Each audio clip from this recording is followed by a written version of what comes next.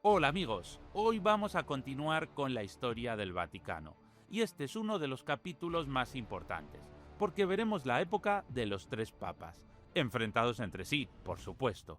Explicaremos el famoso juicio a los templarios, cómo surgió el protestantismo y cómo es que la cristiandad volvió a partirse por enésima vez. Así que, amigos, vamos a ello, al turrón. Esta es la cuarta parte de la historia del Vaticano. El final de los templarios. A principios del siglo XIV, Roma no era el lugar más tranquilo del mundo. La ciudad estaba plagada de luchas entre familias nobles, bandas armadas y, en general, una sensación de caos que haría que cualquier papa con sentido común quisiera teletrabajar desde otro lado. Sumado a eso, el papa Bonifacio VIII, que había tenido enfrentamientos durísimos con Felipe IV de Francia, quien no solo le negó la autoridad, sino que llegó a enviar tropas para arrestarlo. Y es que Felipe IV, apodado el Hermoso, tenía el ego bien arriba. La verdad es que no sabemos cómo era su cara, pero teniendo en cuenta que a este otro rey también lo apodaron el Hermoso, pues a mí me entran dudas sobre si realmente era guapo. En 1309, Felipe IV de Francia logró que fuera elegido Clemente V como papa. Se trataba de un religioso de origen francés y muy cercano a la corona. Y este nuevo papa no tardó en anunciar que, por motivos pastorales, movía la sede de la iglesia desde Roma al sur de Francia. Y es que en Roma había mucha inseguridad, y Clemente V decía que en el sur de Francia el rey francés podría defenderle y protegerle mucho mejor. Durante casi 7 décadas, 7 papas residieron en Aviñón, bajo la sombra y a veces el control del poder francés. Desde ahí administraban la iglesia, recaudaban impuestos, lanzaban bulas y, por supuesto, construyeron un palacio papal monumental, que no tenía nada que envidiarle a Roma, salvo por los frescos renacentistas. Pero bueno, no se puede tener todo. Aunque oficialmente no se trataba de un exilio, muchos contemporáneos lo veían así. El Papa, cabeza de la Iglesia Universal, parecía haberse convertido en rehén de la monarquía francesa, tanto que los años en Aviñón fueron apodados como la segunda cautividad de Babilonia. Y es que, cuando el Papa vive demasiado cerca de un rey, las decisiones empiezan a oler más a Chateau que a Espíritu Santo. El Papa Clemente V también llevó a cabo el famoso proceso contra los templarios.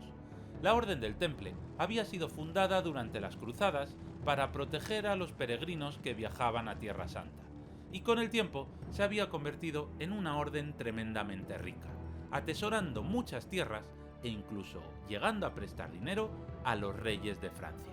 No se sabe con certeza por qué se juzgó y condenó a los templarios, pero lo que sí se sabe es que el rey de Francia presionó mucho al Papa para que así fuera. A los templarios se los acusó de una serie de delitos absurdos, pero lo más probable es que se los condenara porque la corona francesa les debía demasiado dinero y no podían pagarlo, o porque simplemente condenándoles y expropiándoles todas sus propiedades podrían repartírselas entre la corona francesa y el papado. Así que la orden fue eliminada y muchos de sus miembros fueron condenados a la hoguera, entre ellos Jacques de Molay, el gran maestre, que, según la leyenda, en la hoguera maldijo al rey de Francia y al papa. La casualidad quiso que los dos murieran ese mismo año.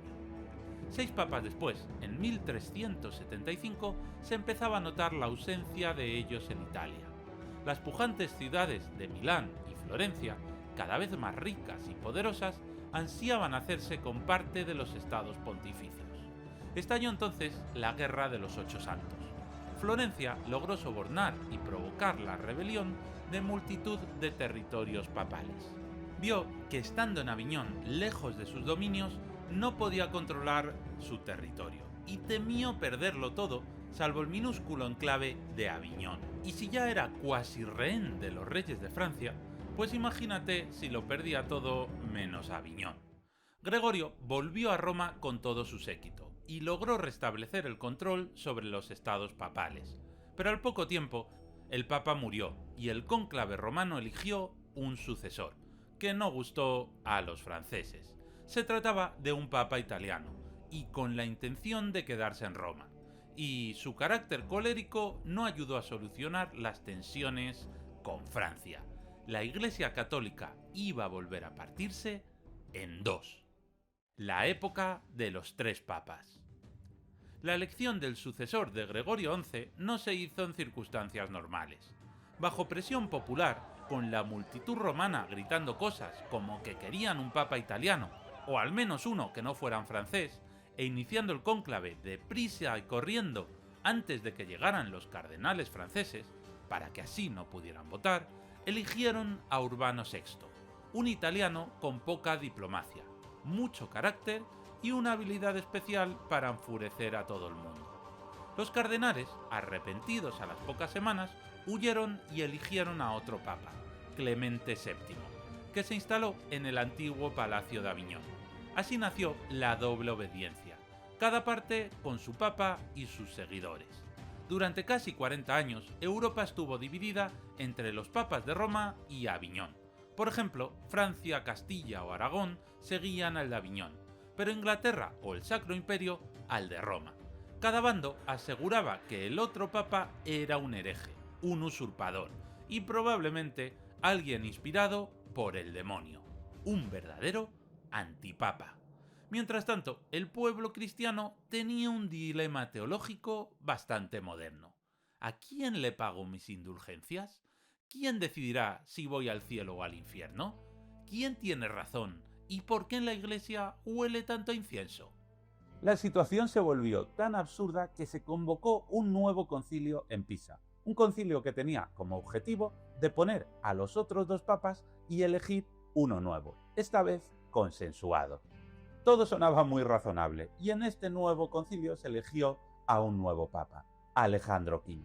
Hasta aquí todo muy bien, pero el problema es que los otros dos papas se negaron a renunciar y el resultado fue que había a la vez tres papas. Afortunadamente, alguien dijo basta ya. El emperador Segismundo convocó el concilio de Constanza y este sí funcionó. Logró deponer a los tres pretendientes, aunque uno se resistió tanto que tuvo que ser encerrado en una torre. Y se eligió a un nuevo y único papa, Martín V. Se restableció así la unidad de la Iglesia occidental, aunque con la reputación maltrecha, las finanzas hechas un lío y una sensación general de que los representantes de Dios en la tierra velaban más por sus intereses personales que por los de Dios. El Renacimiento. Manos a la obra. El Renacimiento transformó Italia en un tablero de juego dominado por potencias regionales: Florencia, Milán, Venecia, Nápoles y, por supuesto, los estados pontificios, gobernados por el Papa no como líder espiritual, sino como príncipe territorial de pleno derecho. Durante los siglos XV y XVI, los papas se convirtieron en políticos pragmáticos, intrigantes, diplomáticos y a veces estrategas militares. Organizaron ejércitos, conquistaron territorios, firmaron tratados y, en algunos casos, digámoslo sin rodeos, envenenaron a más de un opositor con una elegancia que haría sonrojar a Maquiavelo. Y es que si los vecinos italianos conspiraban contra los papas para arrebatarles territorios, los papas harían lo mismo contra ellos, aunque eso ya era algo que hacían desde hacía siglos. Fue en esta época cuando vivió Lorenzo Valla, un humanista con amplios conocimientos del latín y el griego antiguo, y de alguna manera acabó en sus manos un documento muy interesante.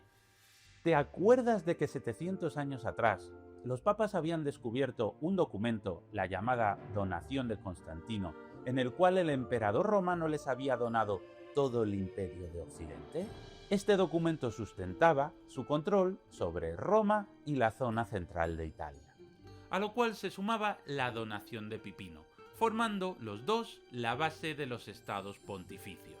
Constantino había vivido en el siglo IV, y ya os he contado antes que poco a poco el latín se había ido corrompiendo a lo largo de los siglos hasta dar lugar, alrededor del año 1000, a las lenguas romances. como el español, el catalán, el italiano o el francés. Pues el bueno de Lorenzo Valla, que era un crack, un máquina, un figura, un tiburón, se puso a estudiar el texto y se dio cuenta de que el latín que se había empleado ahí no era el típico latín del siglo IV, sino que era el latín típico del siglo VIII. Así que, ¿cómo era posible que Constantino hablara en el siglo IV de la misma manera en la que se hablaba en el siglo VIII? Solo había una respuesta. Ese papel, el papel de la donación, era un fraude, una falsificación. De hecho, a partir de este momento, la Iglesia dejó de utilizar este documento como justificación para sostener los estados papales. Simplemente a partir de entonces lo defendió por el uso de las armas. Al final, la razón más convincente. Uno de los ejemplos más célebres fue el Papa Julio II, apodado el Papa Guerrero. No se conformó con rezar por la paz. Salía al campo de batalla con armadura y espada, liderando tropas para defender los intereses de la Iglesia. Italia era un auténtico campo de batalla entre ciudades-estado, el papado y otras potencias que ansiaban controlar la península, el Sacro Imperio, Francia y la monarquía hispánica. Pero entre espadazo y espadazo, Italia se había convertido en la cuna del renacimiento del arte. Las ricas ciudades y sus ricos habitantes cada vez invertían más en arte. Se excavaban las antiguas ruinas romanas para entender perfectamente su arquitectura, se investigaba en pintura, se creaban nuevas esculturas basándose en modelos romanos, es decir, se estaba experimentando un auténtico renacimiento artístico. Si algo define al papado renacentista es su amor por las bellas artes y por la ostentación sin límites. Papas como Nicolás V, Sixto IV, Alejandro VI, Julio II y León X transformaron Roma en un centro artístico sin precedentes. Atraían a los mejores artistas de la época, como si el Vaticano fuera una especie de agencia de talentos del 480. Miguel Ángel, pues lo pusieron a pintar el techo de la Capilla Sixtina y más tarde a esculpir la tumba de un papa guerrero. Rafael, pues le encargaron frescos, retratos papales y hasta la decoración de sus propias bibliotecas. Bramante se le encomendó el rediseño de la Basílica de San Pedro, porque el templo original ya no daba la talla para tanto esplendor. Por supuesto, todo esto costaba una fortuna, pero ¿quién necesita presupuestos equilibrados cuando puedes vender indulgencias a diestro y siniestro? El papado se convirtió en una máquina de financiar arte, con la penitencia ajena, un modelo económico tan imaginativo que casi podría pasar por una startup. Pero quizás te preguntes qué es esto de las indulgencias, y te aviso de que es algo importantísimo. Consistían en certificados que prometían reducir el tiempo en el purgatorio a cambio de dinero, de donaciones a la iglesia. La gente pecaba y si tenía dinero, pues pagaba y así podía ir antes al cielo una vez que se moría. Y claro, esto de solucionar tus pecados pagando en lugar de haciendo penitencia era algo que le chirriaba a mucha gente, porque en el fondo iba en contra de la propia esencia del cristianismo. Así es como se financiaron espectaculares maravillas como la Basílica de San Pedro o una gran cantidad de obras que hoy podemos encontrar en los museos vaticanos. La Iglesia no se parecía en nada a lo predicado 1500 años atrás por Jesús. Era rica, opulenta y había convertido el templo en un lugar de compraventa de perdones. La venta de indulgencias rompería el cristianismo nuevamente en dos, y esta vez sin solución. En el Sacro Imperio, un joven monje escribió 95 tesis y las clavó en la puerta de la iglesia de Wittenberg. Aún nadie lo sabía, pero estaban haciendo el cristianismo protestante, y Europa iba a sufrir casi 175 años de guerras por motivos religiosos. El cristianismo se iba a desangrar. El protestantismo. Para el siglo XVI, la Iglesia llevaba siglos acumulando riqueza, arte y poder. pero también acumulaba algo menos decorativo: quejas. De hecho, acumulaba tantas quejas que cuando Martín Lutero clavó en 1517 sus 95 tesis en la puerta de la iglesia de Wittenberg, no abrió un debate teológico, sino que abrió la caja de Pandora del cristianismo. Se avecinaba una tormenta. Martín Lutero, monje agustino y profesor de teología en Wittenberg, estaba molesto. Y no era un «esto no me convence», sino un «esto es una vergüenza». Su principal objetivo, la venta de indulgencias. Es decir, el bendito sistema por el cual podías reducir tu tiempo en el purgatorio, o el de tu tía abuela difunta, a cambio de una buena suma de dinero. Tan pronto como la moneda en el cofre suena, un alma del purgatorio al cielo vuela. Así decía el lema publicitario de Johann Tetzel, que era el mayor vendedor de indulgencias en el Sacro Imperio. Sus 95 tesis denunciaban estos abusos y llamaban a una reforma profunda de la Iglesia.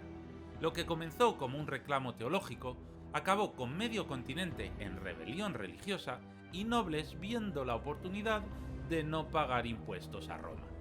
El Papa en ese momento era León X y le exigió que se retractara, que se desdijese. Lutero no se retractó. La bola de nieve creció y en cuestión de años ya tendríamos protestantes, reformadores radicales, sacerdotes casados, Biblias en lengua vulgar y media Europa occidental fuera del control de Roma.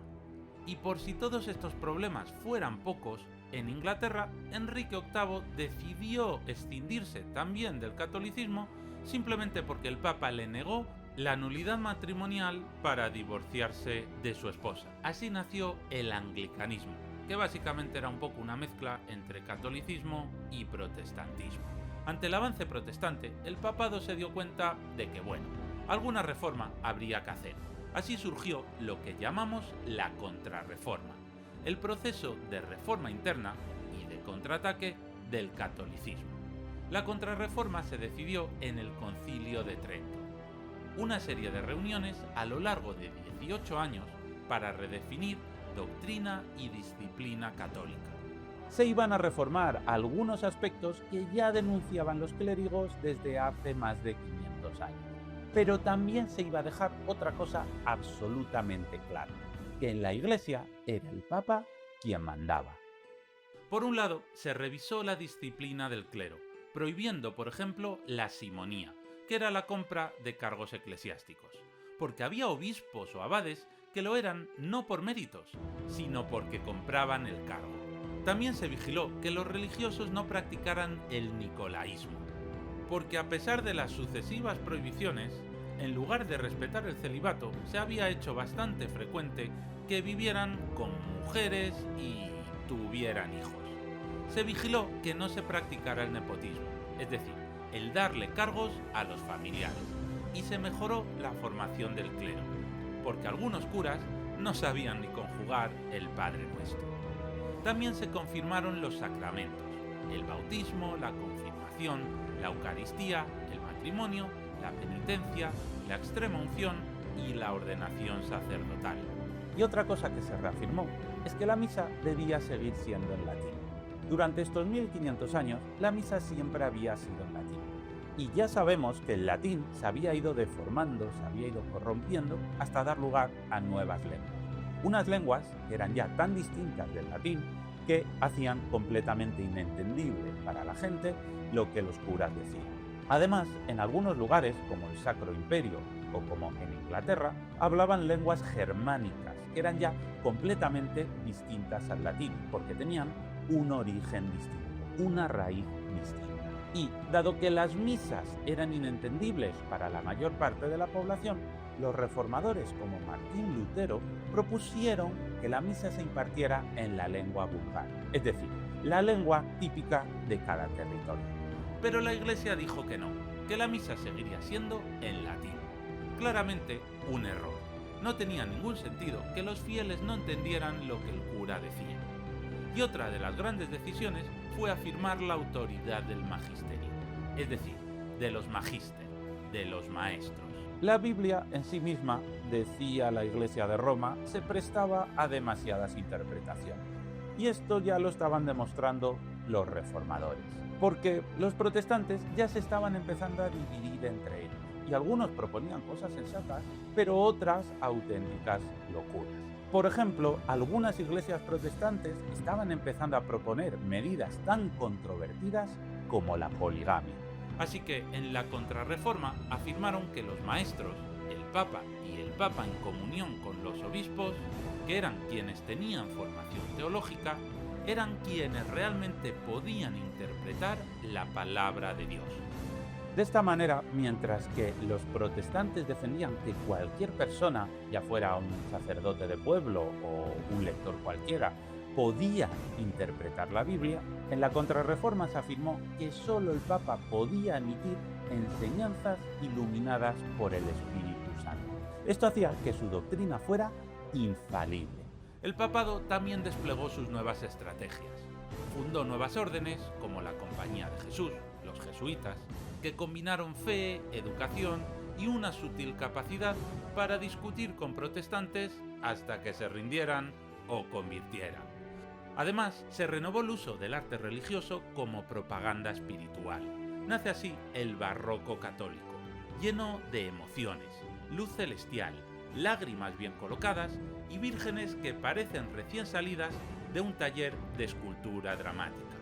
Y si eso no bastaba, siempre estaba la Inquisición para recordar que el error doctrinal también podía corregirse por otros métodos, digamos, muy humanos.